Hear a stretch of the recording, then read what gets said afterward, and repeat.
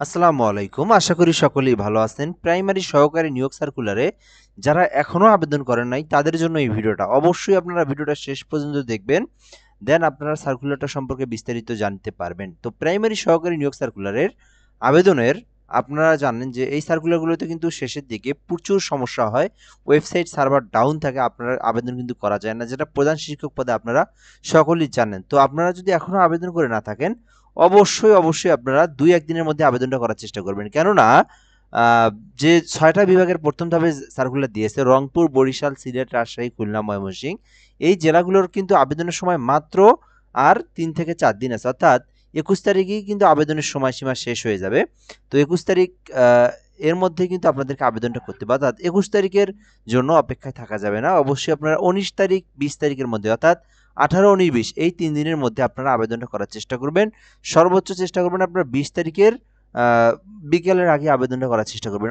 ২১ তারিখের অপেক্ষায় কখনোই থাকবেন না।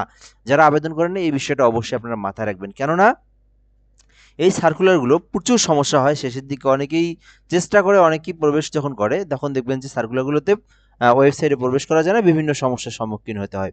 তো যাই হোক আমরা সার্কুলারটা নিয়ে দেখব। যারা এখনো আবেদন করেন নাই অবশ্যই ভিডিওটা শেষ পর্যন্ত দেখবেন। প্রাইমারি নিয়োগ সহকারী নিয়োগ সার্কুলারটা সম্পর্কে বিস্তারিত জানতে পারবেন। এছাড়াও ২য় ধাপের যে সার্কুলারটা প্রকাশ করা হয়েছে আ ঢাকা এবং চট্টগ্রাম বিভাগের জন্য, তাদের জন্যও বেশ কিছু গুরুত্বপূর্ণ দিক নির্দেশনা আছে। অবশ্যই ভিডিওটা শেষ পর্যন্ত দেখবেন। তাহলেই এই নিয়োগ সার্কুলার সম্পর্কে A to Z বিস্তারিত জানতে পারবেন। ওকে? আচ্ছা। তো আমরা এখান থেকে দেখলাম যে ১ম ধাপে যে ৬ টা বিভাগে সার্কুলার প্রকাশ করা হয়েছে। তো তাদের জন্য আবেদনের সময়সীমা ২১ তারিখ পর্যন্ত। এর মধ্যে আবেদন করতে হবে। সহকারী নিয়োগ সার্কুলার এটা ১৩ তম গ্রেডের ২০১৫ অনুযায়ী বেতন স্কেল ১৩ তম গ্রেডের ১১,০০০ থেকে ২৬,৫৯০ টাকা। তো আপনারা সকলেই জানেন এটা কিন্তু অলরেডি ১১ তম গ্রেড করার জন্য প্রস্তাব পাস করা হয়েছে। তো আ এটাতে যারা উত্তীর্ণ হবে তারা কিন্তু ১১ গ্রেডেই কিন্তু বেতন পাবে যদি পাস করে দেয়। অর্থাৎ সবকিছু ওকে, জাস্ট সাবমিট করলেই এটা ১১ গ্রেড হয়ে যাবে। আ রিসেন্টলি ২-৩ দিন আগে কিন্তু আপনারা জানেন যে আন্দোলন হইল। ২-৩ দিন আগে বলতে ৫ থেকে ৬ দিন আগে। সো এইটা হচ্ছে বিষয়। তারপর আমরা দেখব কিন্তু পদের সংখ্যা কিন্তু ১০,২১৯ টি পদ আছে। এইটা হচ্ছে আপনার ৬ টি বিভাগের মধ্যে যে জেলাগুলো তাদের জন্য ১০,২২৯ টি পদ আছে, ১৯ টি পদ আছে। আবেদনের জন্য অনেকেই ৩২ প্লাস হয়ে যায়। তারপরেও আবেদন করার জন্য চেষ্টা করে। তো ২১ এর নিচে কোনোভাবেই আবেদন করা যাবে না। আবার ৩২ এর পরে কোনোভাবে আবেদন করার অপশন নাই। ঠিক আছে? আপনার টাইম ওভার দেখাবে। আপনি অ্যাপ্লিকেশনের প্রসেসেই চলে যেতে পারবেন না। অর্থাৎ আপনি আবেদন করার ওয়েবসাইটে আপনি পাবেন না। ঠিক আছে? এরপর শিক্ষাগত যোগ্যতা নিয়ে আমরা এর আগেও ভিডিওতে বলে দিছি। তারপরে অনেকেই অনেক সমস্যার সম্মুখীন হয়ে যান। তো এই কি আপনারা ছোট্ট একটা জিনিস বুঝতে পারেন না দেখেই কিন্তু বিভিন্ন জায়গায় দেখি আপনারা ফেসবুকে পোস্ট করে থাকেন।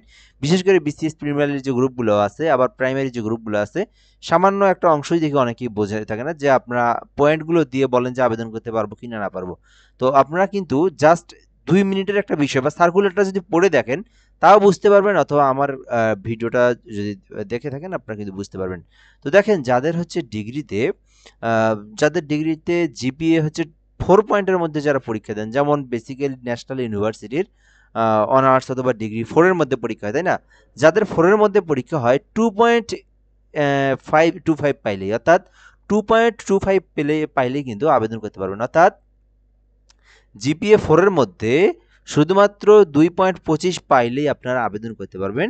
আর যাদের জিপিএ 5 এর মধ্যে পরীক্ষা হয় তাদের 2.80 থাকতে হবে। অর্থাৎ কাদের হয় সেটা বলে দেই আমি। যারা হচ্ছে আলিয়া মাদ্রাসা থেকে ফাজিল পাস করছেন, অর্থাৎ আলিয়া মাদ্রাসা থেকে ফাজিল পাস করছেন তাদের কিন্তু দেখবেন প্রায় সবাইরাই Islamic university, Islamic Arabic university. তো তাদের প্রায় সবারই কিন্তু জিপিএ 5 এর মধ্যে তাদের কিন্তু অবশ্যই 2.80 পেতে হবে, তাহলে কিন্তু তারা আবেদন করতে পারবে।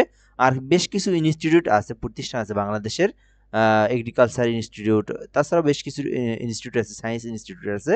তাদের জন্য তাদের কিন্তু 5 এর মধ্যে পরীক্ষা হয়, তাদেরকে 2.80 থাকতে হবে, তাহলে কিন্তু আবেদন করতে পারবে।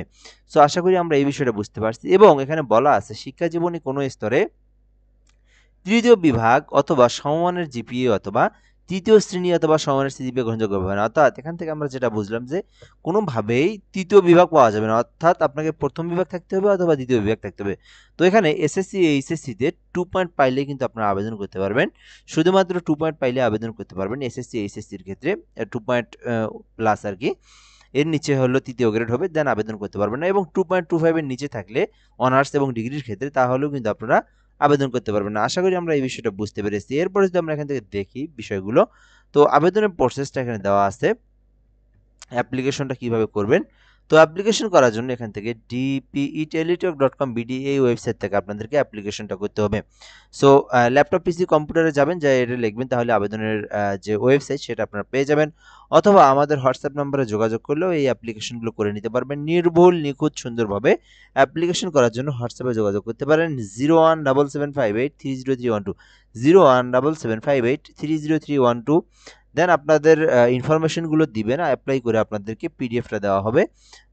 তো কন্ট্যাক্ট করতে পারেন। তো এরপরে যদি আমরা এখান থেকে দেখি সার্কুলারটা সম্পর্কে, তো আবেদনের জন্য 21 তারিখ পর্যন্ত সময় আছে। এই প্রথম ধাপের যে বিভাগগুলো দেওয়া আছে এর মধ্যে যে জেলাগুলো রংপুর, বরিশাল, সিলেট, রাজশাহী, খুলনা, ময়মনসিংহ, এই জেলাগুলোর প্রার্থীরা অবশ্যই 21 তারিখের আগে আপনারা অ্যাপ্লিকেশন করবেন। এই হলো বিষয়। এর পরবর্তীতে যদি আমরা দেখি পরবর্তী যে সার্কুলারটা, তো এটা সবকিছুই সেম, শুধু এটা হচ্ছে আপনার দ্বিতীয় ধাপে প্রকাশ করা হয়েছে। তো দ্বিতীয় ধাপে প্রকাশ করা হয়েছে, এটার আবেদনের সময়সীমা আপনার বেশি দেওয়া আছে, কেননা এটা 11 তারিখে প্রকাশ করা হয়েছে। 11 তারিখ না 8 তারিখে সম্ভবত, সরি 11 তারিখে প্রকাশ করা হয়েছে। সো এটা আপনার 27শে নভেম্বর পর্যন্ত সময় আছে আবেদনের, অর্থাৎ তাদের জন্য কিন্তু অনেক দিন আছে আরও। তো আপনারা অবশ্যই আবেদন করতে পারবেন। ঢাকা এবং চট্টগ্রামের যে বিভাগের যে প্রার্থীরা আছে 27 তারিখ পর্যন্ত আবেদন করতে পারবেন। তো এই একই ওয়েবসাইট নিচের দিকে আসলে আপনারা দেখতে পারবেন। তো এখানে পেমেন্ট ফিটা যদি আমরা বলি, সহকারী নিয়োগ সার্কুলারের জন্য কত টাকা ফি প্রদান করতে হয়, শুধুমাত্র 112 টাকায় কিন্তু আপনারা ফিটা দিতে পারবেন। তবে দুইটা SMS সহ প্রায় 120 টাকা কেটে নেয়। তো এটা টেলিটক সিমে রিসার্চ করে আপনারা আবেদন করার পর যে ইউজার আইডি পাবেন ওইটা দিয়ে পেমেন্টটা করতে হবে। তো পেমেন্টটা করার জন্য প্রসেসটা এখানে দেওয়া আছে, আমি আপনাদেরকে একটু দেখে দেওয়ার চেষ্টা করি। তো ডিপি অর্থাৎ আপনারা টেলিটক সিমে রিসার্চ করবেন 120 টাকা। তারপরে মেসেজ অপশনে যাবেন, বড় হাতের লিখবেন ডিপিইআর, ডি দেওয়া আছে এখানে, আপনারা দেখে নিতে পারেন। জাস্ট ডিপি ইয়ার লিখবেন, ডিপি দেওয়া আছে, তো আপনারা অনেকেই এর বিষয়টা বুঝতে পারতেছেন না। ডিপি ইয়ার, জাস্ট এটা আপনারা লিখবেন।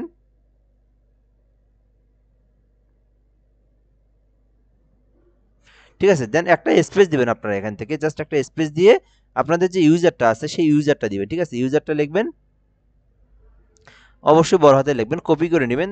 লেখার পরে 1600 নম্বর আপনারা সেন্ড করবেন। ঠিক আছে, 1600 নাম্বার যেটা টেলিটক সিমের, ওইটাতে আপনারা পাঠিয়ে দিবেন। পরবর্তীতে যে একটা SMS আসবে, পিন নাম্বার আসবে, আবার আপনারা ডিপিইআর স্পেস দিবেন, দেওয়ার পরে ইউজার আইডি দিয়ে ইয়েস দিয়ে আপনার পিনটা দিয়ে 1600 নাম্বার আপনার পাঠিয়ে দিলে পেমেন্টটা হয়ে গেলে কিন্তু আপনার অ্যাপ্লিকেশনটা হয়ে যাবে।